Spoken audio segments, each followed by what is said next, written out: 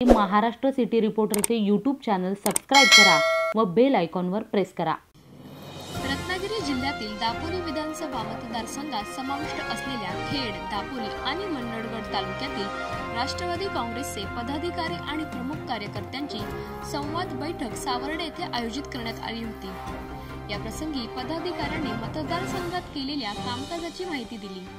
मतदारसंघात कोट्यवधी रुपयाची विकास कामे झाली, मात्र विरोधकांनी पैशांची उधळण केल्यामुळेच पराभवास सामोरे जावे लागल्याचे या पदाधिकाऱ्यांनी स्पष्ट केले। कार्यकर्त्यांकडून आढावा घेतल्यानंतर मार्गदर्शन करताना पाटील म्हणाले की 2024 मध्ये पुन्हा राष्ट्रवादीचा झेंडा फडकवण्यासाठी आता काम करायचे आहे। दापोलीचे माजी आमदार संजय कदमांनीही नेहमी आंदोलनावर भर दिला।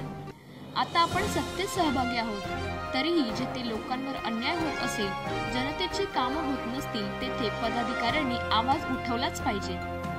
राष्ट्रवादी काँग्रेसचे कार्यकर्ते व पदाधिकाऱ्यांनी जनतेशी जोडलेली नाळ तोडू नये। सत्तेत असलो म्हणून काय झाले, लोकांच्या प्रश्नांवर आवाज उठवत आंदोलने करा। पक्षाची ताकद वाढली तरच पंचायत समिती, जिल्हा परिषद, नगरपालिका निवडणुकीत सत्ता मिळेल।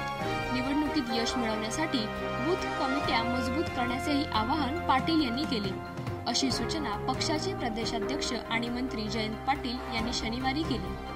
Bureau report, Maharashtra city reporter.